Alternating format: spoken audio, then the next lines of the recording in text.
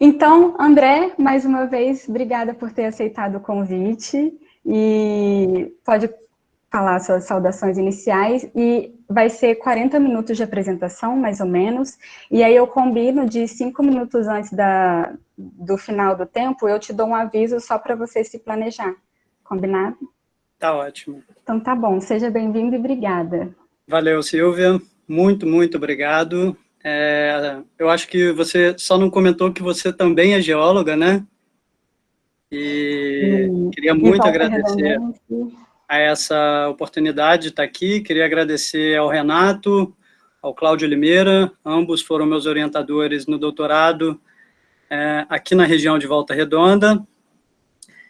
Na verdade, até mais do que os domínios do município, né, esse segmento do Vale do Paraíba, mas antes disso, fazer uma breve apresentação sobre o meu contexto em Volta Redonda, né?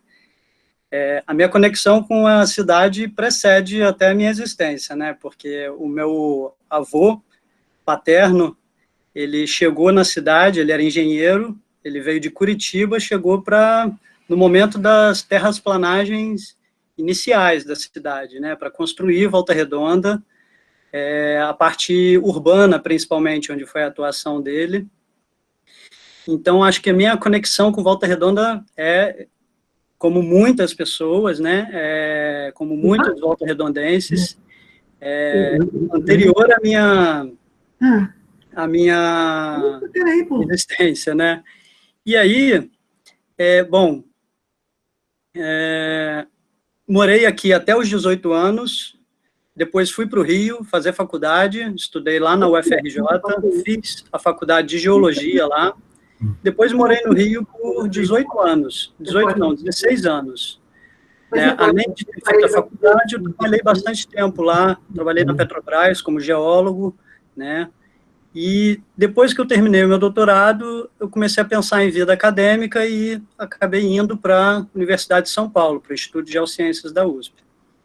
Continuo fazendo pesquisas em geologia ao longo do Vale do Paraíba até hoje, é uma área central para mim, né, não só o Vale do Paraíba, né, eu tenho atuação em outras áreas, mas o Vale do Paraíba, com certeza, vai ser uma linha de pesquisa por muito tempo ainda na minha vida. Há muito que responder ainda em termos geológicos e de recursos minerais e energéticos mesmo, que a conexão dele com a Bacia de Santos, né, as implicações dele, da evolução dele na Bacia de Santos e a prospecção de petróleo é bastante interessante, bastante relevante. Bom, então vamos lá. Está aqui minha apresentação, esse é um mapa, agora eu vou olhar não mais aqui para o meu celular, onde está filmando, vou olhar para a tela do computador. Esse mapa que vocês enxergam aí no contexto da apresentação é um mapa do meu doutorado, né, uma perspectiva tridimensional, aí de um segmento do Vale do Paraíba que abrange praticamente todo o município de Volta Redonda e adjacências, né? A gente vai falar bem dele. Bom, talvez, eu vou até adiantar aqui para a Silvia, é bastante difícil condensar tanta história, Volta Redonda tem uma história complexa, em 40 minutos é provável que eu extrapole aí para uns 50, tá?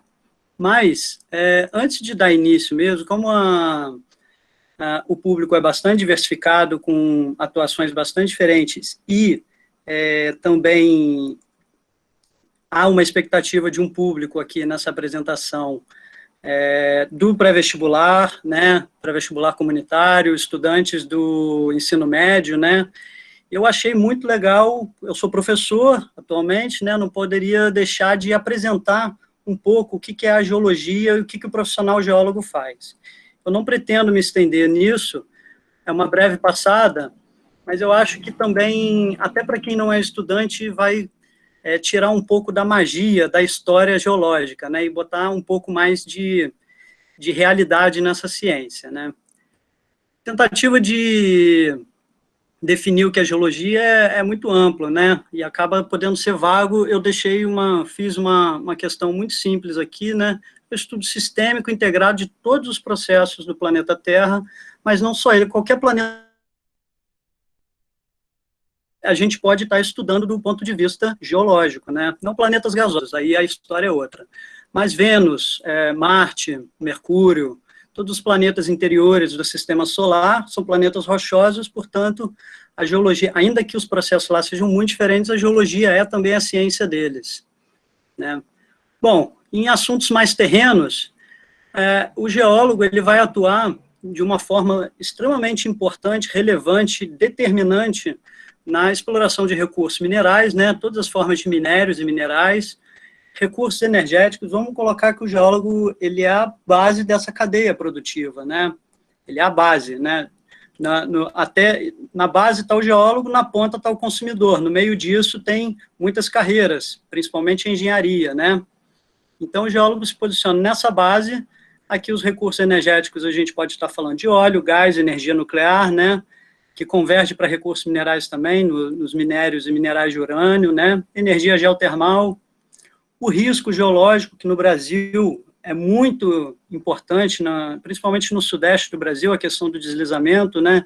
Na cidade do Rio de Janeiro tem até uma secretaria, tem uma fundação, a Fundação GeoRio, só para tratar desses temas, né? Porque lá essa questão é crítica. As águas subterrâneas, né? Quem nunca ouviu falar do aquífero Guarani, a gestão dele está aí diretamente relacionada ao conhecimento geológico. Obras de engenharia, né? O geólogo vai trabalhar muito na parte de contenção e fundação, junto com os engenheiros, né? Túneis. Meio ambiente é extremamente ampla a atuação do geólogo, tanto na prevenção quanto na remediação. Hoje, uma área muito, com potencial muito grande, que vem se desenvolvendo muito, é a parte da geoconservação e patrimônios naturais. Isso inclui a paleontologia, o potencial paisagístico, turismo, que é uma fonte de captação de capitalização de governo, de localidades muito importante, né? Aquecimento global, não precisa nem falar, né? Porque o ser humano começou a medir as temperaturas da Terra tem pouco mais de 200 anos, né? E se a gente quer montar um histórico para montar um modelo e ter predição sobre isso, a gente precisa consultar as rochas, né? E portanto, o geólogo vai estar à frente disso também. Exploração espacial, né? Se se fala em Marte e Lua, tem que ter geólogo na jogada também para estar avaliando essas questões.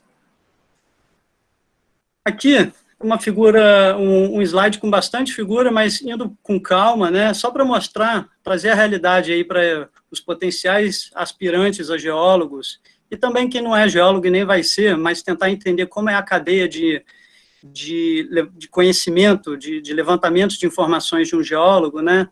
Primeira coisa é o próprio geólogo em si, aqui representado por uma geóloga. Ela vai, nesse caso aqui, precisar, ou ele, de algumas ferramentas. A principal delas é o cérebro. Muita gente, às vezes, se esquece que tem, né? Mas, às vezes, até a gente mesmo.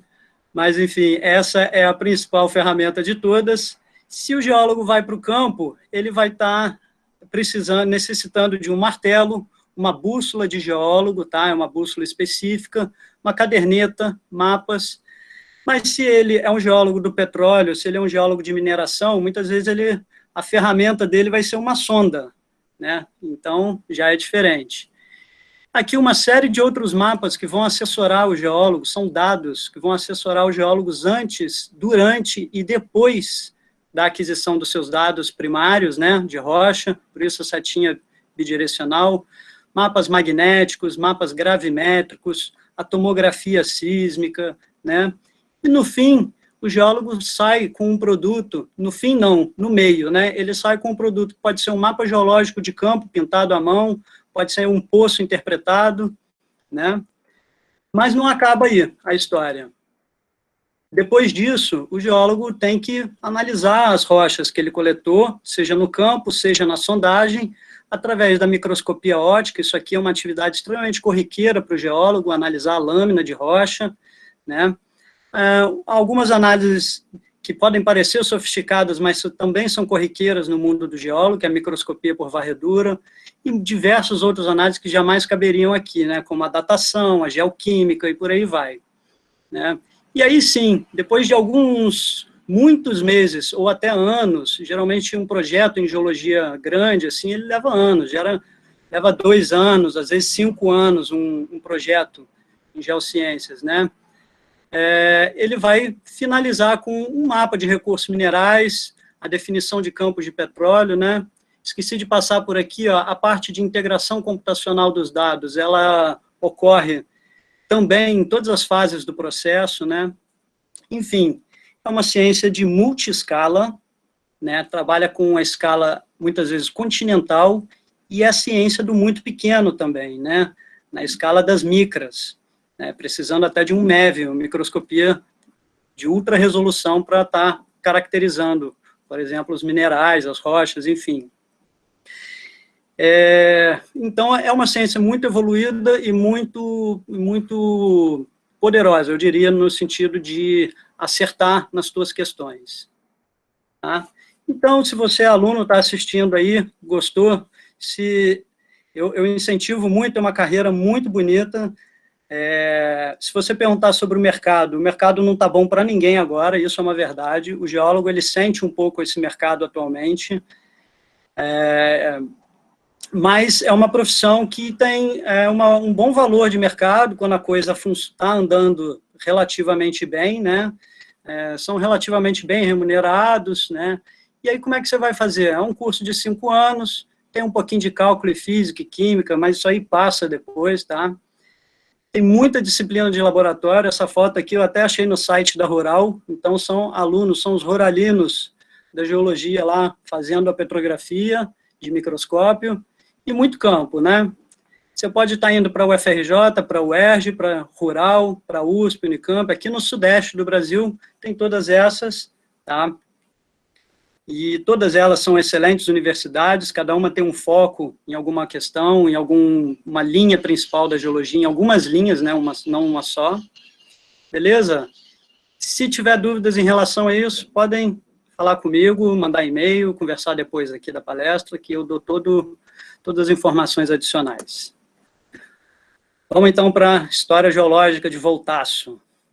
Voltaço, Volta Redonda, é geológica até no nome, né?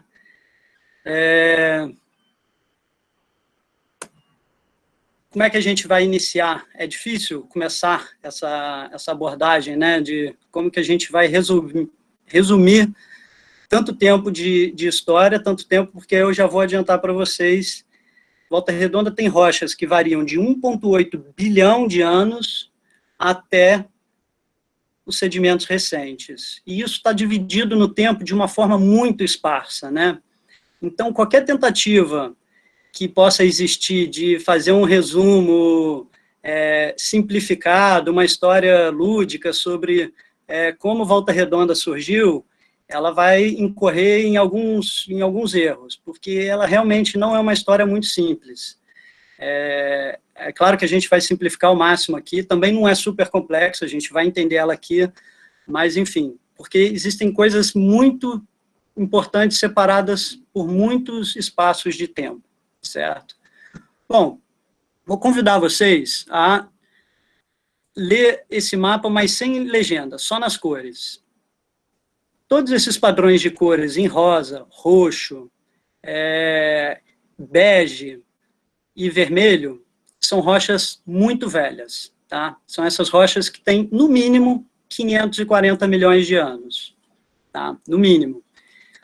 Depois a gente tem um gap de tempo enorme, que são as rochas de 130 milhões de anos na forma de diques. São tão pequenas essas rochas, são como linhas, né? São diques de alimentadores de sistemas vulcânicos, que elas não aparecem aqui, nessa escala, tá? Depois tem as rochas de 70 milhões de anos e a bacia de Volta Redonda, que está aqui em verde. Vocês vão entender isso melhor, já, tá? E essa coloração amarela aqui, que são sedimentos recentes, tanto do Rio Paraíba do Sul, quanto dos seus principais afluentes. Tá? Então, vamos organizar, a primeira coisa é organizar essa história no tempo, para a gente entender o que aconteceu com o território de Volta Redonda, como ele se insere na evolução geológica do sudeste do Brasil como um todo, né? Então, vamos estabelecer aqui 5 grandes eventos principais de geração de rocha e contextos geológicos diferentes, tá bem? Então, esse primeiro, mais antigo, vai de 550 a 1,8 bilhão de anos, tá? É constituído por rochas gnáissicas, xistos, granitos. Eu não sei até que ponto todos vocês já ouviram falar nessas rochas, mas elas são muito comuns, tá? De um modo geral. Tampo de pia, de banheiro, e mesa de cozinha, pia da cozinha, geralmente são gneiss e granitos, tá? O gneiss, ele é uma rocha bem deformada. Os xistos são rochas parecidas com os gneiss, mas tem muitas micas, né? Então, depois disso, vem esse outro período aqui, entre 130 a 70, eu dividi eles também. Depois, a bacia de Volta Redonda, estrito senso, vamos chamar assim, e os sedimentos recentes, tá? Observem que essa escala do tempo, essa coluna cronológica do tempo, ela está totalmente fora de escala, né? Vamos colocar aqui na tabela geológica oficial do tempo, né? A tabela cronoestratigráfica internacional, ela também está fora de escala. Antes de olharmos ali para a nossa numeração, a gente tem aqui 4,6 bilhões de anos, o que se entende como a formação do planeta, né? Até 540. Então, aqui se passaram 4 bilhões de anos, e aqui é todo o restante, os últimos 540 milhões de anos, né? Basicamente, aqui é quando tem a explosão da vida, tá? Então, as rochas de Volta Redonda, elas precedem a vida complexa, né? A história antiga de Volta Redonda é anterior à vida complexa, só existia vida unicelular nessa época, ou de baixa complexidade. Bom, estamos mais ou menos entendidos em termos de eventos no tempo, né? De geração dessas rochas, ok? Tá, então como foram gerados cada um desses cinco conjuntos de rochas? Vamos começar pelo mais velho, tá bem? O conjunto 1 de rochas, ele se relaciona com a colisão de dois paleocontinentes que se chamam São Francisco e Congo. No linguajar geológico, esses paleocontinentes a gente também chama de cráton, mas tanto faz. Aqui para a gente, paleocontinentes, tá certo? E essa era também a configuração dos paleocontinentes na época de aglutinação para formar quem? Não está escrito aqui o Pangeia, né? Aquele continente, supercontinente que a gente já ouviu falar tanto por aí nas mídias, né? É através dessa colagem de continentes antiga que vai se formar o Pangeia, que depois vai abrir de novo, né? Então, é a dança dos continentes. No mundo geológico, a gente chama a dança dos continentes de ciclo de Wilson, também, né? Que é esse vai e vem termodinâmico da deriva continental, certo?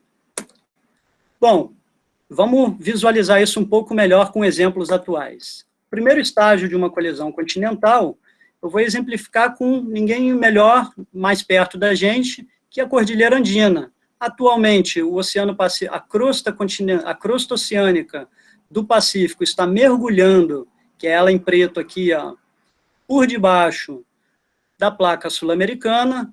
Isso vai produzir, vai edificar um sistema montanhoso, né, ou orogênico, né, a mesma coisa, vai produzir muita deformação e vai produzir bastante vulcanismo. Tá? Isso tudo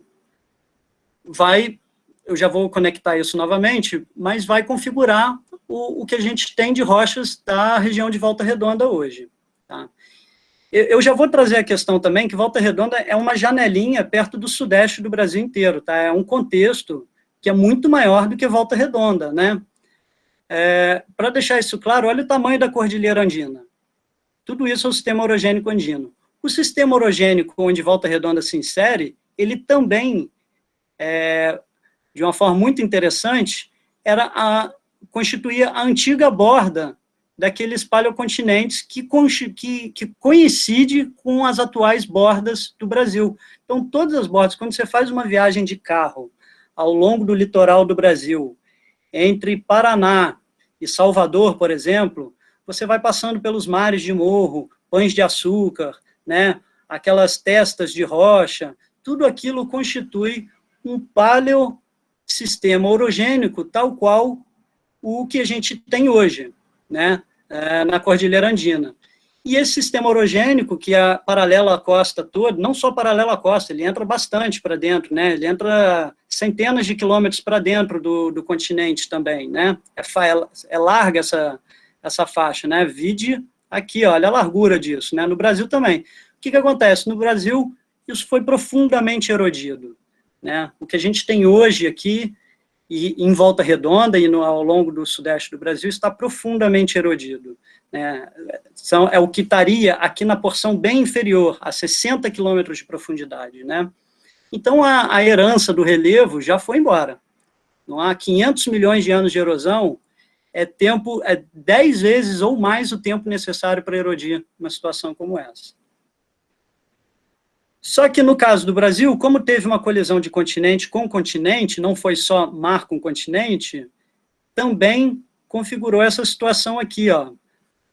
Observem, aqui é o oceano, a crosta oceânica mergulhando para o continente, né, sobre o continente, e aí vai produzir isso aqui. Se vier um continente lá do outro lado, fatalmente ele vai acabar colidindo, e aí vai dar uma colisão continental, né, que tem suas diferenças só daquela colisão de crosta oceânica com crosta continental.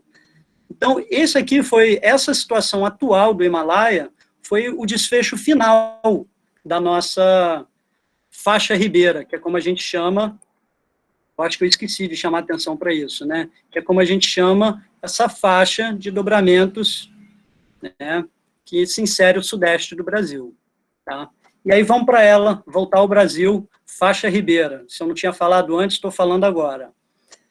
Isso é a faixa ribeira, um pedaço, é uma simplificação, é um esquema, né, da estruturação, da compartimentação da faixa ribeira no sudeste do Brasil. Volta Redonda está aqui, ó, não vamos esquecer da nossa cidade. Mas não adianta a gente querer falar da geologia de Volta Redonda sem falar do todo, né? Então, na bolinha vermelha está a região de Volta Redonda. Isso aqui é uma seção geológica, igual a fatia de um bolo, né? Você fatia o bolo, olha o bolo pelo lado ali, vai ter uma camada de leite condensado, de brigadeiro, e se você amassar esse bolo, ele vai ficar desse jeito aqui. É mais ou menos isso que a gente está visualizando. Então, isso é uma seção geológica. Se você viajar de Cabo Frio, que é mais ou menos essa região, aqui é Macaé, até o sul de Minas, em linha reta, assim, você vai atravessar conjuntos de rochas deformadas desse jeito aqui. E vai atravessar diversos compartimentos, isso num processo igual ao Himalaia, hoje em dia. Tá? Igual ao que foi os Andes, e depois evoluiu para uma situação igual ao Himalaia, que convergiu o continente com o continente, né? E no nosso caso, teve como produto final o Pangeia, né? Que é aquela figura anterior lá em cima. Vamos dar o close aqui para a nossa região de novo, então. Deu uma macro e estou indo para o micro, né? Vamos dar o zoom. Isso é a geologia da região de Volta Redonda, a geologia das rochas antigas de Volta Redonda. Essa linha está tracejada porque, na verdade, essa seção geológica, como a gente chama, ela está um pouco mais para a esquerda desse mapa. Ela foi extraída de um outro setor desse mapa, mas ela vale totalmente, do ponto de vista conceitual, para a estruturação tridimensional dessas rochas aqui.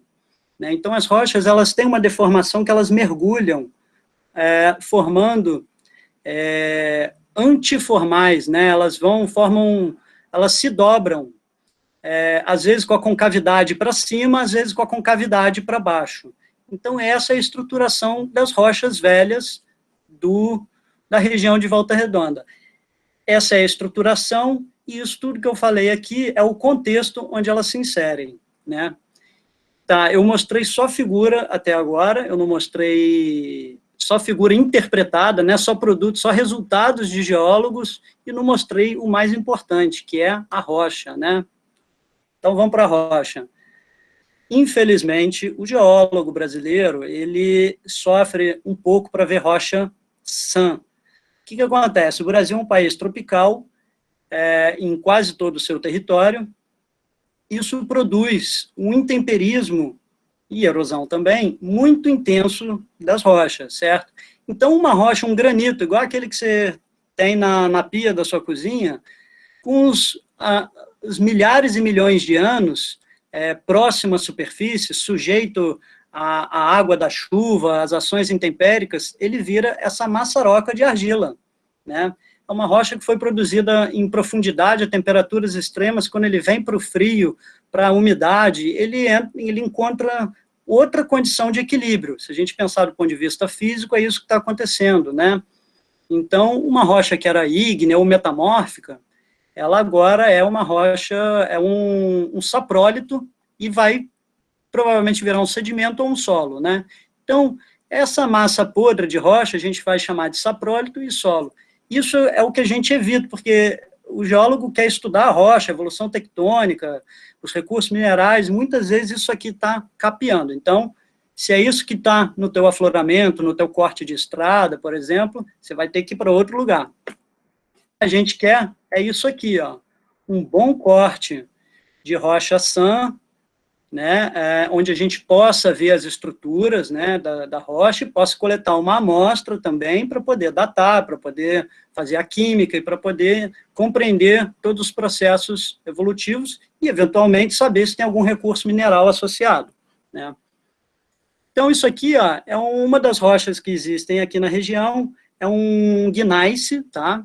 Gneiss é uma rocha super comum no sudeste do Brasil como um todo, e aqui é um gneiss de origem, inclusive, é uma informação extra, mas é um gneiss que já foi sedimento um dia, tá? É uma informação extra que não é tão importante para a gente aqui, mas esse aqui já foi sedimento de fundo marinho um dia. Só que esse sedimento de fundo marinho sofreu fusão, sofreu pressões absurdas, né, de alguns quilobares, e aí o que acontece? Ele funde. E não só fundiu, como deformou. Vocês viram que a deformação no processo de colisão é muito grande. E aí eu convido vocês a observar, olha esse leito, a gente chama de leito, né, essa camadinha quartzo-feldspática, de quartzo de feldspato, dobrada aqui. Olha a taxa de encurtamento, né, de compressão que essas rochas tiveram, né? Isso aqui só é possível no mundo da geologia num processo de colisão de continentes, né? Uma rocha ser deformada a esse nível aqui, né? Isso aqui tem uma taxa de encurtamento de 70%, talvez, né? Foi realmente muito deformada essa rocha. Enfim, isso é para vocês verem que no mundo da geologia, só um parêntese aqui, é igual no mundo mais ou menos da medicina. As rochas constituem tecidos do nosso sistema terrestre.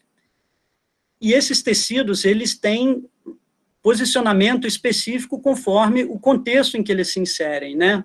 Então, você não tem como encontrar um tecido específico de um órgão no cotovelo, né? Bem isso. Então, a gente tem, dentro da geologia, uma expectativa muito grande, né, dentro do processo anatômico, de saber o que determinada rocha, como que ela especificamente se formou, e existe um conjunto muito restrito de opções, de certa forma, né? Falando de grosso modo, é claro que existem muitas questões, muitas dúvidas, sempre vão acompanhar a gente, né? Um outro conjunto de rochas, né, são granitos muito deformados aqui na região, né? Então, uma pedreira, isso aqui, então, são aí, para fechar, dois exemplos das rochas antigas de Volta Redonda, certo? E como elas se formaram. Beleza? Bom, vamos avançar. Falta um bocado. Então, está resumido ali, processos de colisão continental, formando xiços, gneisses e granitos. Agora, a gente vai para uma história muito posterior a isso tudo, tá? A gente vai para 130 milhões de anos e 70. Vamos começar lá pelo 130. Bom, a gente estava recapitulando, eu finalizei, então, essa fala da constituição da geologia de Volta Redonda, daquilo que é muito antigo, né, das rochas velhas de Volta Redonda, o processo de colisão continental e por aí vai. Agora nós vamos entrar num contexto em que é pouco expressivo na região de Volta Redonda, eu vou falar até um pouco mais rápido, no entanto, é de suma importância para a configuração atual dos continentes, né, que é esse período aqui, principalmente 130 milhões de anos. Vou falar desse de 130 e de 70 milhões de anos, são poucas as rochas dessa idade em Volta Redonda, mas na região até que tem bastante. Então, por isso, agora eu trouxe esse mapa expandido de Volta Redonda. Quem está assistindo desde o início viu que eu estava mostrando uma janelinha, né? Inclusive os padrões de cores mudaram um pouquinho, né? Está um pouquinho mais simplificado esse aqui em alguns aspectos. Estava mostrando uma janelinha de Volta Redonda aqui, né? Agora eu tive que mostrar mais para mostrar essas rochas de 130, que são essas marcadas com esses tracinhos vermelhos. São diques, tá? São diques. Diques são intrusões, são rochas vulcânicas que entram como parede, como muralhas dentro da rocha mais antiga. Vocês já vão ver como é que funciona isso, tá? Então, são poucas em Volta Redonda dessa parte, só que elas são de suma importância no contexto global do Brasil e por aí vai. Elas são determinantes na moldura do planeta como está hoje. Tá? Então, essas rochas de 130 milhões de anos, que a gente vê na região do Vale do Paraíba, bastante, elas estão relacionadas, antes de mais nada, à ruptura do continente sul-americano, né, com a África, né, a ruptura do Pangeia, ou do Gondwana Sul, né. Então, é nesse contexto de ruptura há 130 milhões de anos que a gente vai ter um grande evento magmático, tá? Todo mundo aí já ouviu falar do Aparados da Serra, Serra Geral, né, a Serra Gaúcha, né, o Cânion de Itaimbé, é uma região maravilhosa, linda, de beleza cênica, como poucos lugares no Brasil. Lá, o vulcanismo é extremamente possante, relacionado a essa separação dos continentes. Diferente aqui da região de Resende, Volta Redonda, tá? Que aqui foram poucas manifestações desse tipo de vulcanismo, tá? Pelo menos poucos registros. Outra coisa muito importante que aconteceu nesse momento, que não está registrado em Volta Redonda exatamente, é a geração das bacias de Santos, Campos, né? Todo o potencial petrolífero do Brasil está assentado nessas bacias, né? A maior parte, perdão, do potencial petrolífero do Brasil está no contexto dessas bacias, que tem a sua origem, a sua gênese, diretamente relacionada à abertura do Atlântico Sul, né? A quebra do Pangeia, do Gondwana, tá? Então, são rochas assim, ó, tem 2 alunos meus aí, a gente não está em Volta Redonda elas aparecem assim também, só que elas estão muito podres em Volta Redonda. Quando o geólogo fala que a rocha está podre, é igual eu falei lá em cima, que está muito intemperizado, alaranjado, né? A rocha já perdeu a constituição original dela. E é por isso que ela é difícil de representar num mapa, né? Porque elas são pequenas linhas, né, são pequenos condutos vulcânicos, né, e ela congelou, podemos falar assim, né, ela congelou aqui dentro, são basaltos e diabásios, tá? Então, Volta Redonda tem essas rochas, mas é muito pouquinho.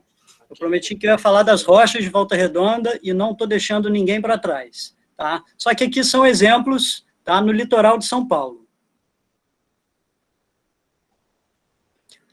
Vamos agora, então, para situação das rochas de 70 milhões de anos atrás, que constituem aí, pega um pouquinho aí dessa macro-região de Volta Redonda, tá? Mas tem bastante, é muito expressivo aqui no nosso contexto próximo do Vale do Paraíba. Antes de mais nada, vamos ver aqui a configuração dos paleocontinentes, ó. Brasil e África já tinham, então, se separado, certo? Então, a gente estava no meio do caminho, era uma viagem que durava metade do tempo entre Brasil e África em relação aos dias atuais. Podemos visualizar dessa forma também, tá? E o que estava acontecendo no sudeste do Brasil nesse momento? Um vulcanismo muito importante, que nesse mapa, aí vamos olhar aqui para esse caos de cores, né? Está representado por esse roxinho, abstrai todas as outras cores. Esse roxinho, que eu estou deslizando o mouse por cima, esse outro roxinho, esses pequenos corpinhos lineares aqui, tá? E esse outro aqui, ó. Isso são pequenos e grandes, porque esse aqui é grande, paleovulcões, vamos dizer assim, tá? Eles não são rocha, não existe hoje ali rocha vulcânica, existe o que estava abaixo, alimentando o vulcão, né? A rocha vulcânica é aquela que sai à superfície, tá? Essa já foi erodida, não existe mais, tudo bem? E quem que é esse cara aqui? Eu acho que muitos de vocês já perceberam, é o Itatiaia, né? Então, o Itatiaia, esses outros aqui, eles são difíceis de perceber na paisagem, tá? Esse aqui é o Serra dos Tomazes, e esse aqui é o Morro Redondo. Ele se destaca um pouco ali na Baixada de Resende. Mas, enfim, o Itatiaia todo mundo conhece. E o Itatiaia, sim, foi uma grande estrutura, foi um grande vulcão, ocupou aquela região. As rochas que estão lá hoje não são rochas vulcânicas, tá? São rochas posicionadas abaixo do sistema vulcânico que alimentavam esse vulcão, tá? As rochas vulcânicas mesmo já foram erodidas. São 70 milhões de anos de erosão aí, tá? Então, esse é um contexto de rochas, é um sistema de rochas que tem um pouquinho em volta redonda na forma desses diques, que a gente chama, né, desses corpinhos lineares, distribuídos aqui e tal, fazem parte, mas não são expressivos, mas fazem parte dessa história vulcânica do sudeste do Brasil, tá? Vou dar um panorama aqui geral agora, ó. Esse amplo vulcanismo do sudeste do Brasil, ele é mais bem representado, os principais, ó, pelo Itatiaia, tá aqui, do lado dele uma montanha muito grande do sudeste do Brasil, o cume maior da Mantiqueira, que não é o Itatiaia, é o Passa Quatro, também é correspondente a esse vulcanismo. Ilhabela é constituído predominantemente por esse vulcanismo, e aqui, mais perto da gente também, na Baixada Fluminense, nós vamos ter o vulcão de Nova Iguaçu, né, como muitos chamam, né? Eu acho que alguns de vocês já devem ter ouvido falar dele dessa forma, né? O Tinguá, que está ali no fundo, e do outro lado da Baía de Guanabara, na região lá de São Gonçalo, Itaboraí, existem outros corpos também. Poucos deles, tipo o de Nova Iguaçu, guardam algum registro realmente vulcânico, realmente de superfície, certo? Então está aqui esse panorama desse vulcanismo, que é muito importante, ó, região de Volta Redonda, desculpa se não ficou claro, aqui, é o número 4, tá? Isso é Volta Redonda, tá bem? Esse polígono é o polígono do mapa anterior, tá? Então, vejam, essas rochas também constituem o nosso sistema aqui regional, tá bem?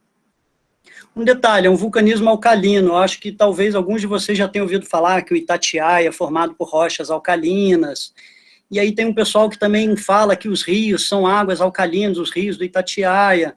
Isso não é muito verdade não, tá? Quer dizer, as rochas são alcalinas, mas isso é uma designação dos geólogos, quanto à química delas, porque elas têm muito potássio, tem muito sódio, tem muitos elementos alcalinos na constituição dela, da tabela periódica, né?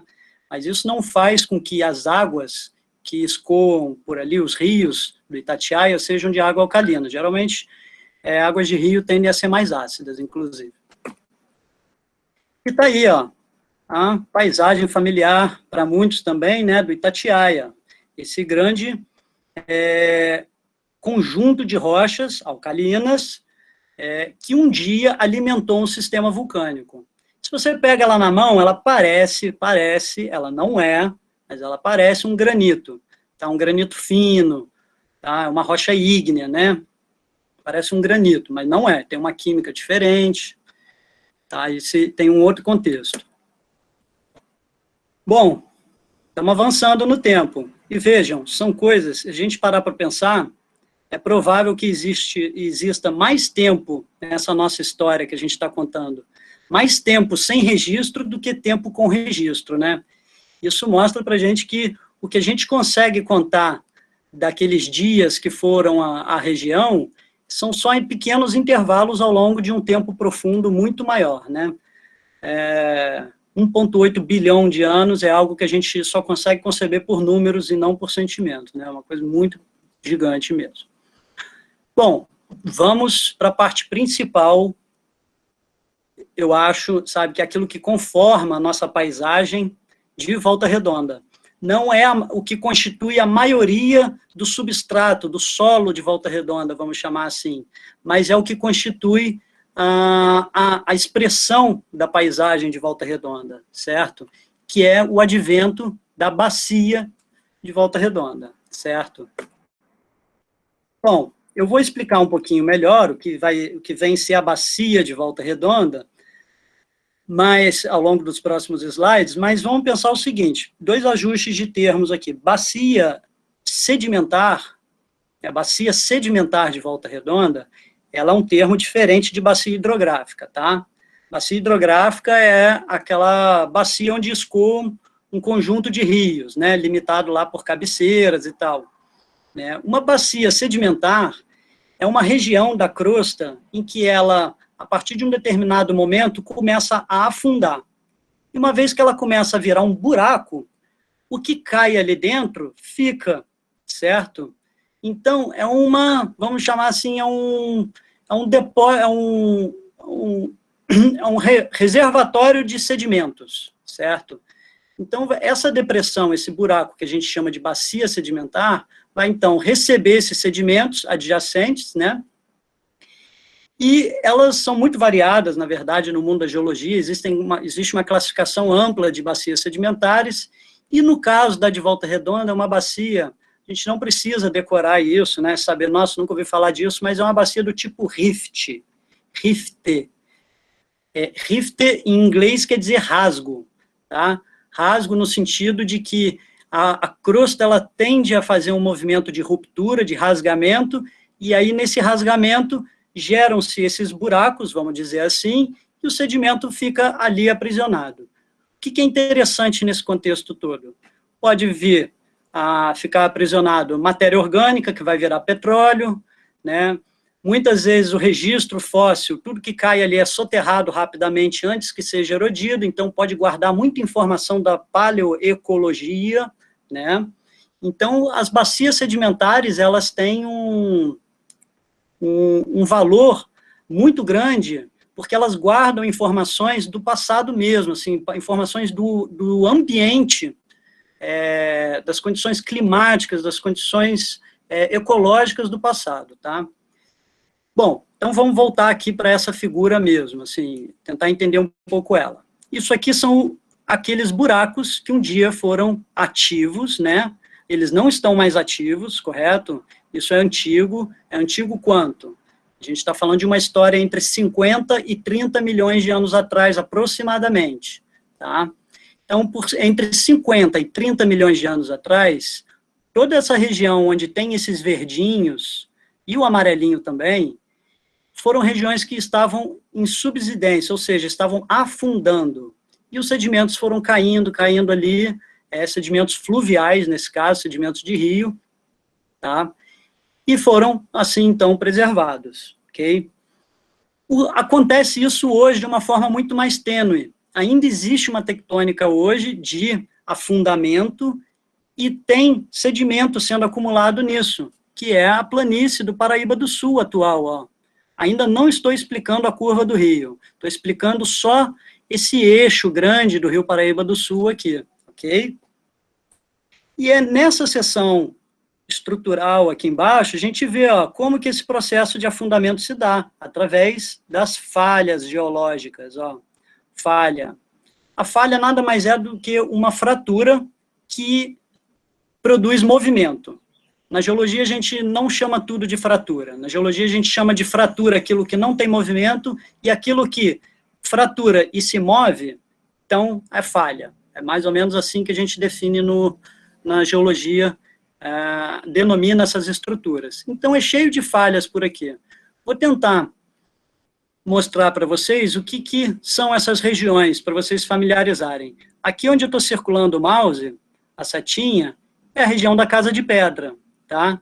Que aqui ó, tem um buraco aqui que a gente chama de graben, é o nome geológico dessas estruturas de afundamento, tá? Graben da Casa de Pedra, tá? A gente vai passando para cá, ó, nesse topinho, ó, a área de Jardim Amália, tá? E a gente vai descendo e chega na planície atual do Rio Paraíba do Sul, que é onde está instalada a usina, né? Nenhum lugar melhor para instalar um grande pátio industrial que um lugar plano, que já esteja naturalmente plano, né? E é por isso que lá ela foi instalada.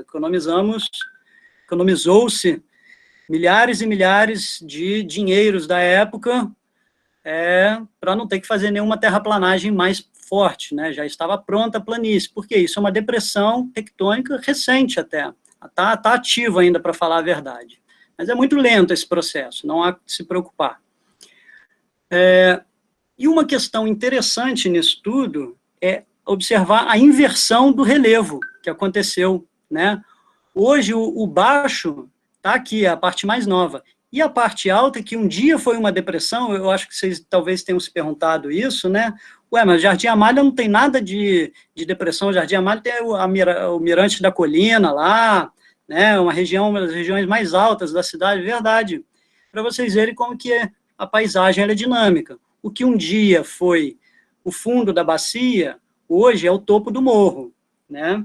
Então, existe uma dinâmica, e isso principalmente porque essas falhas que um dia produziram a bacia de Volta Redonda continuaram ativas até hoje, com uma intensidade muito menor, ok? Eu não quero descrever essa figura toda, não, mas observem só as setinhas vermelhas. Quando a gente tem uma força horizontal aqui nesse mapa, ó, puxando, aqui no caso, para cima e para noroeste, né, e puxando para baixo, para sudeste aqui, é que ocorre essa ruptura, tá? Então, quando essa força é grande o suficiente para romper a crosta, é que a gente vai ter, então, o desenvolvimento da bacia, ok? Então, só para a gente entender como é que é a mecânica da formação de uma bacia. Então, tem que ter uma tração, tem que ter uma força esticando a crosta para isso se romper e abrir. E no caso da bacia de Volta Redonda, a força foi nessa direção, nessa orientação, ok? Vou voltar para esse mapa aqui, só para mostrar para vocês que a bacia de Volta Redonda, ela é mais uma de um sistema de bacias, essa parte é muito interessante, ela é mais uma de um sistema de bacias extremamente abrangente, se a gente pensar na escala de Volta Redonda, do Vale do Paraíba, né? De modo que ela vai de São Paulo, nesse setor aqui, na verdade ela vai até Curitiba, ela vai de Curitiba a Macaé, mas eu reduzi para as partes mais principais aqui, tá? Então, esses sistemas de bacias, irmãs, vamos chamar assim também, irmãs da bacia de Volta Redonda, que nasceram na mesma época, nasceram do mesmo mecanismo, elas vêm aqui na nossa cena desde São Paulo, se chama Bacia de São Paulo, toda a cidade de São Paulo, a cidade inteira de São Paulo está aqui em cima dessa bacia, né? O metrô de São Paulo corre por dentro dessa bacia, tá? Depois a gente vem para o que é chamado de Bacia de Taubaté, depois Bacia de Resende e Bacia de Volta Redonda, e aqui tem uma série de depósitos também dessa época que a gente chama de Bacia de Macacu. Também é chamado a Baixada Fluminense como um todo, perdão, estudo Baixada Fluminense, né? Esse buraco que é a Baixada Fluminense, não um buraco no sentido qualquer, não, buraco do sentido tectônico, tá? É um buracão, uma depressão topográfica muito imponente, né? Tanto é que temos a Serra dos Órgãos a 2.000 metros ao fundo da Baía de Guanabara aqui, é um buraco tectônico, né, de afundamento, né? Toda a cidade, região metropolitana do Rio de Janeiro está encaixada nessa depressão que é chamado agora Graben da Guanabara, ou depressão tectônica da Guanabara, né? Então, vejam, Volta Redonda, ela é muito interessante, no entanto, ela é a menor de todo esse sistema de bacias, que, na verdade, ela não é a menor. A de Itaboraí, que fica aqui do lado de Niterói, do outro lado da Baía de Guanabara, é ainda menor do que a de Volta Redonda, tá? Então, eu acho importante contextualizar. A gente está falando da bacia de Volta Redonda? Sim, mas ela pertence a um contexto maior. Vejam, tudo que eu falei até agora tem um contexto maior, né? Nada chega a ser uma exclusividade de Volta Redonda, né? Porque os processos geológicos, eles são muito amplos, eles não atuam em escala tão local assim, não esses processos tectônicos, né? Bom, eu vou falar um pouco rápido dessa parte, porque eu acho que a gente já está... Quanto tempo, Silvia, por favor?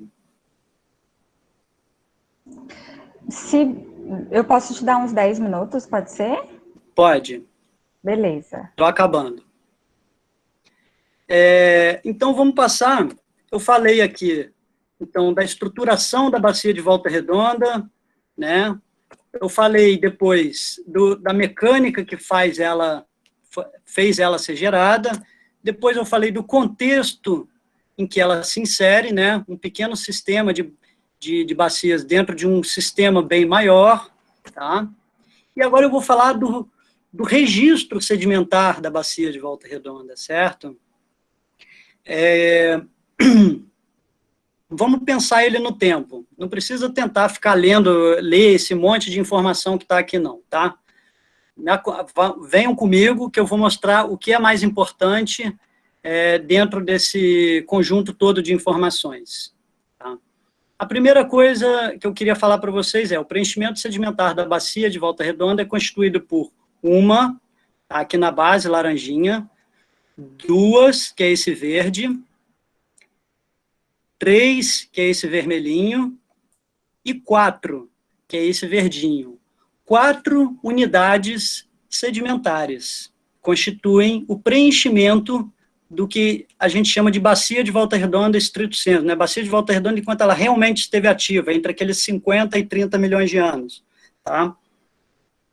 Até menos um pouco, 50 e 28, por aí. Tá. Basicamente, eles têm cores, simbologias diferentes aqui, mas basicamente esse amarelinho, esse laranjinha, esse verdinho e esse verde claro são depósitos de rios. Então, você vê, o Volta Redonda, isso aí são os tataravós do Rio Paraíba do Sul, já escoando na região de Volta Redonda desde essa época. Tá? Eu poderia dizer que os primórdios, os primeiros registros, seria uma tentativa arriscada essa minha, mas os primeiros registros que a gente teria do Rio Paraíba do Sul na região, né, é complicado, não façam um recorte dessa minha frase não, hein? Mas os primeiros registros do que poderia ser o Rio Paraíba do Sul na região datam aqui de 50, 60 milhões, 60 é muito, mas de 50 milhões de anos atrás. Isso poderia ser, um palpite arriscado meu, tá? Mas que são os primeiros registros fluviais dessa região que a gente, dentro do Cenozoico, dentro de uma história mais recente aí, dentro dessa configuração já de continente, né, e por aí vai. E aí a gente tem esses outros. Esse aqui, então, é a formação Ribeirão dos Coatis, vamos dar nome para eles, que é o estágio precursor da abertura de Volta Redonda. O estágio principal é a formação Resende, e o estágio final é a formação Pinheiral, ok? Tá, e tem uma coisa muito especial nisso tudo aí. Aí sim, Volta Redonda se coloca como uma bacia muito especial. Ela tem um registro vulcânico, e daquele que está aqui representado em vermelhinho, dentro do principal estágio de sedimentação da bacia. Eu vou voltar nesse mapa aqui, ó, esse mundaréu de bacias aqui, né, que são enormes, né, São Paulo, Taubaté, Resende, Volta Redonda, Macacu. Volta Redonda, junto com a de Itaboraí, é engraçado, né? É paradoxal isso. As duas menores bacias de todo esse sistema são as que possuem registro vulcânico. E é o registro vulcânico que permite que a gente faça a datação com precisão, sem questionamentos, sobre a idade desse sistema, né? Então, a bacia de Volta Redonda, ela tem esse sistema vulcânico, né, que permitiu que a gente realmente desse uma idade, como está intercalado a esses sedimentos, de pelo menos 50 milhões de anos, aproximadamente, porque tem coisa abaixo, tem coisa acima, a datação eu vou falar ali, mas já adianto para vocês, dá mais ou menos 48 milhões de anos. É um dado extremamente confiável esse. Né? Então, a gente tem uma informação aí que posiciona bem o principal estágio de geração da bacia de Volta Redonda, ok? Uma coisa importante, isso aqui é produto do meu doutorado, tá? Mas essas rochas, porque no outro dia eu li uma reportagem que informava-se que recentemente havia sido descoberto vulcanismo na bacia de Volta Redonda. Não é recente essa descoberta. Essa descoberta, ela é desde 1985, tá? Muita gente, a comunidade geológica, ela não é popular, mas ela é numerosa, de certa forma, e ela está aí atuando há muito tempo, desde quando a gente tem petróleo no Brasil, né? Então, os geólogos, desde quando a gente tem mineração no Brasil? Então, os geólogos já estão aí há muito tempo estudando o território, tá? A gente não, realmente, a geociência não tem uma popularidade muito grande, mas só para dizer que muitas dessas coisas que fazem parte do meu doutorado têm precedente, né? Então, as rochas vulcânicas foram estudadas já faz um tempo, a gente reestudou, a gente validou alguns modelos, a gente descartou outros modelos, porque esse é o processo científico, né? Aí estava fazendo uma palavra livre aqui, fora daquela figura. Bom, então, isso também está no contexto da minha tese, esse é a proposta de evolução da bacia de Volta Redonda, da paleopaisagem, não só morfológica, não só da paisagem, como a gente concebe ela, como das principais estruturas, né, da bacia. Então, a formação Ribeirão dos Coatis, que é aquela laranjinha na base, formavam canais bem apertados, ele tem uma distribuição bem pequena, ele corresponde a rios que fluem em vales encaixados, tá? Depois tem a formação Resende, que é a principal, com o vulcanismo, e no final a Pinheiral fechando essa sedimentação. Bom, eu vou correr um pouquinho.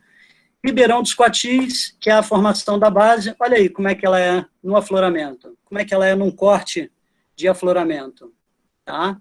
Ela é um sistema de cascalhos, tá? Conglomerados, a gente chama na geologia, tá? E ela tem uma estrutura muito interessante para nós geólogos, e eu acho que até para vocês não geólogos, que são essas, observe essas setinhas aqui, ó, a gente chama isso de estrutura de liquefação, ou seja, esse material estava saturado em água ainda quando os terremotos que estavam gerando o início da bacia de Volta Redonda produziram esse colapso, tá, por gravidade, escape de fluido, na verdade, está saturado em água ainda, é igual aquela liquefação que a gente faz na praia, sabe, fica botando o pé junto da areia, fica fazendo sucção com o pé junto da areia, perto do vai-vem das ondas ali. De repente, a gente fica batendo o pé, de repente a areia se liquefaz, não é verdade? Fica mole, né? É um processo mais ou menos similar que acontece aqui, um processo de liquefação que denotam os sismos, terremotos, precursores à abertura da bacia de Volta Redonda. E a paisagem colocada era essa, certo? A formação Resende, que é a principal, tá? São grandes sistemas fluviais. Observem que dentro desse modelo aqui, ó, essa aqui seria a região onde hoje está o bairro Casa de Pedra, a rodovia do Contorno passa por aqui. Inclusive, a rodovia do Contorno é um lugar que a gente vai muito, né? Os alunos de graduação da UFRJ, da UERJ, de várias universidades, vão ali fazer estudos didáticos para visualizar exatamente esses conjuntos de rochas e o significado deles, né? Então, nesse modelo aqui, ó, a rodovia do Contorno estaria passando por aqui, onde dentro do modelo é um sistema fluvial, né? São rios grandes. É o tataravô do Paraíba aí, mais uma vez, né? E o registro sedimentar dele é com essa cara aqui, ó. Ele já não é mais tão cascalhoso, tá? Ele são lençóis de areia e argilas intercalados, E na borda, isso é típico de rifts, tem esse material detrítico, que vai escorregando da borda para dentro da bacia. É muito típico desse tipo de bacia, a gente tem isso que a gente chama de leques aluviais, tá? Então, são blocos, matacões, né? Tem blocos aí de 1 metro de tamanho, né? Que escorregam para dentro da bacia. Estão aqui representados nesse amarelinho, dentro do modelo. Okay? E para fechar ainda não, perdão, já achei que estava na Pinheiral, as rochas vulcânicas, tão especiais para a gente datar todo o rift do sudeste do Brasil. Né? Infelizmente, a maior parte delas está alterada, bastante intemperizada, né? Ela é uma rocha dura, preta, e, no entanto, ela aqui fica bastante alaranjada e friável, argilosa, né? Porque ela já, o que a gente consegue encontrar para utilizar para datação, esse material aqui intemperizado não serve para datar, né? São pequenos bloquinhos aqui dentro, remanescentes desse intemperismo, né? Remanescentes da rocha original que ficaram livres desse intemperismo, certo?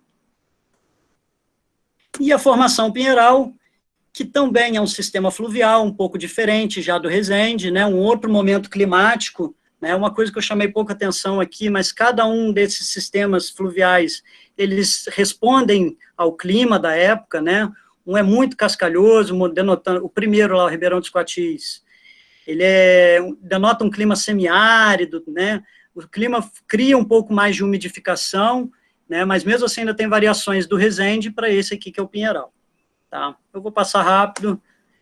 E para finalizar, já fora da bacia, tá? Do contexto genuinamente da bacia, mas que responde a uma tectônica recente também, os depósitos sedimentares atuais, né? Então, são rios do tipo principalmente meandrante, tá? A gente é muito familiarizado, se a gente pega o carro, sai por aqui, visitando esses passos, essas fazendas aí, né, em direção a Nossa Senhora do Amparo, para qualquer lado que você vá, você vai ver esses rios meandrantes, bonitos até, mas uma paisagem que, vamos ser sinceros, extremamente degradada pelo ciclo do café, né. Vejam, não tem uma floresta mais de pé na maior parte do Vale do Paraíba. Quase toda ela ocupada ou ociosa ou subaproveitada com pecuária. Bom, e o registro sedimentar disso, quando a gente vai ver em afloramento, são coisas como essa, tá? Então, existem conjuntos de sedimentos de até 10 mil anos, tá? E conjuntos de sedimentos de mais de 20 mil anos. Estou falando isso tudo dentro desse contexto recente. Esses aqui, muito cascalhosos, é comum ver ele no topo das... Esse aqui é o mais fácil, eu diria, de vocês verem nos cortes pela cidade, um corte de estrada, né? Eles correspondem a sedimentos fluviais pleistocênicos. É engraçado que, às vezes, eles estão no alto de morros bem altos, muito longe do rio atual. E é interessante que você passa a ter uma noção de quão distante o rio está do Paleo-Rio, que um dia foi, né? Para posicionar vocês, sabe onde é isso aqui? Isso é o mergulhão Marquinho Tinhorão, como é que é? Ali na frente do comercial. Aquilo é um topo de morro, né?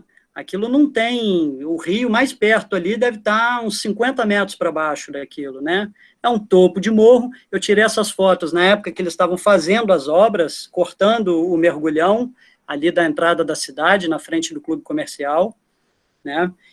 Mas eles são conhecidos em toda a região do Vale do Paraíba, de um modo geral. Eles são pleistocênicos, é um clima mais árido que o atual, não é um clima tão úmido que nem atual, né? Nessa época, as glaciações estavam atuando muito forte, né? Não teve glaciação nessa região, não é nada disso, mas, de um modo geral, as glaciações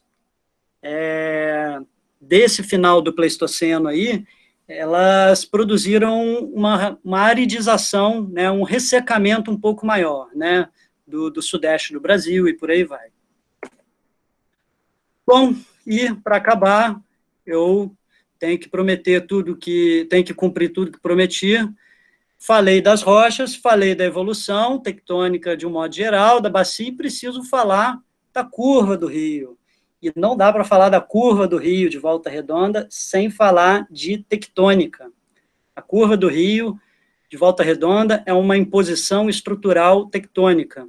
Não sei se todos vocês já ouviram falar sobre os meandros de um rio, né? O rio é meandrante. Aliás, eu tenho um exemplo aqui, ó, observem. Isso é um meandro de um rio que ele constrói de forma livre, tá? Isso é a evolução do rio ao longo do tempo, né? Ele vai para lá, aí passa mais 1000 anos, ele vem para cá, passa mais 500, ele passa aqui. Isso é o serpentear livre do rio. A curva de Volta Redonda não é isso. A curva de Volta Redonda é um controle estrutural tectônico, tá? Vou chamar outro mapa aqui, mais limpo, da região entre Resende, Itatiaia e Volta Redonda, para chamar a atenção para o seguinte: a curva do rio de Volta Redonda, ela é emblemática para a cidade.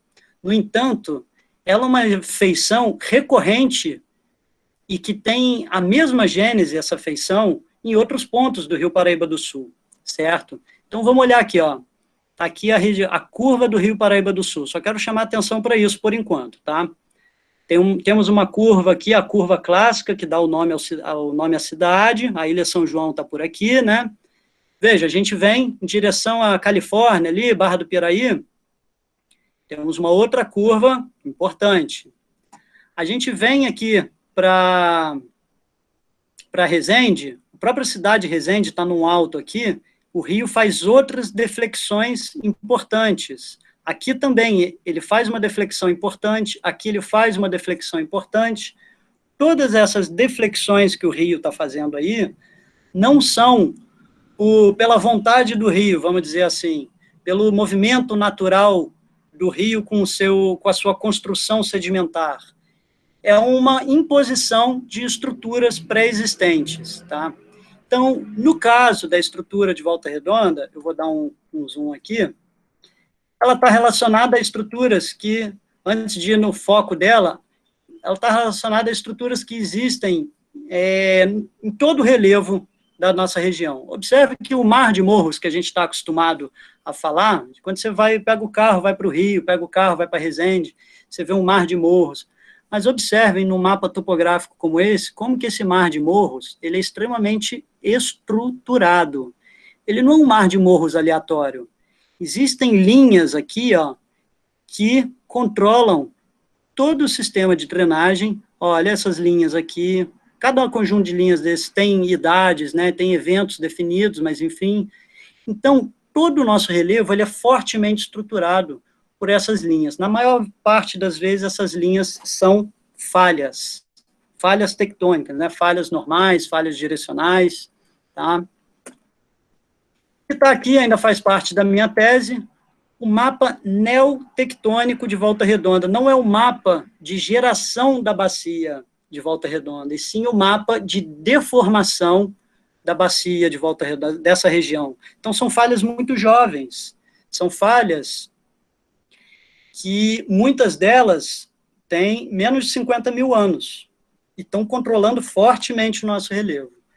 E o Rio Paraíba do Sul, então, faz parte de um sistema conjugado de falhas, eu poderia dar o destaque só para ele, que vem desde aqui da região a norte do açude ali, né, um conjunto de falhas que vai lá para o sertão ali de trás de Volta Redonda, entra aqui dentro, aqui eu não está denotado falha porque é um sedimento quaternário, e vai barrar várias outras morfologias aqui, assim como essas curvas do rio aqui, estão segmentadas por falhas também com essa orientação. Vejam. Então, isso aqui é o mapa de falhas, olhem para o mapa de baixo, que controla todo o relevo de Volta Redonda. É o mapa de controle estrutural do relevo de Volta Redonda. A gente pode entender ele assim, tá? Então, para cada degrau de morro importante que a gente tem em Volta Redonda, existe muito provavelmente uma falha associada. E como é que a gente sabe disso? A gente vai no campo e mede isso, né? A gente vê essas falhas, não é só lá no relevo, não é só uma dedução direta do modelo topográfico ali que a gente produziu no computador, né? Essas falhas, olha como elas rompem os sedimentos, né? Isso aqui são sedimentos da bacia, olha o que elas produzem, rupturas, né? Rupturas muito fortes, elas levantam blocos e rebaixam outros, né? Então, são essas falhas que a gente confirma. No meu doutorado, os meus orientadores, né, o professor Cláudio Limeira, que há décadas conhece muito bem o Vale do Paraíba, estuda, né, não só, mas também o Vale do Paraíba, né, a gente, nesses anos todos, a gente tem, não sei, uma quantidade de centenas e centenas de falhas medidas, vistas em campo, né, tal qual isso aqui. Aqui são boas exposições, né. Então, praticamente, cada estrutura de relevo, cada degrau de relevo que a gente tem na bacia de Volta Redonda, e assim como o rio, né, o controle estrutural do rio, aliás, corresponde a uma falha. Aliás, essa falha aqui, olha, esse conjunto de falhas aqui abaixo, está posicionado exatamente aqui, ó, nessa falha noroeste, que controla o rio nessa orientação, certo? Então, essa falha aqui que eu marquei no mapa e esse controle do rio, ela é relacionada a esse conjunto de estruturas observáveis em campo, beleza? Só para fechar essa parte, não vou entrar muito nos detalhes sobre isso, mas a falha do Rio Paraíba do Sul é uma falha muito recente, a falha da curva do rio, perdão, como todo esse controle estrutural aqui.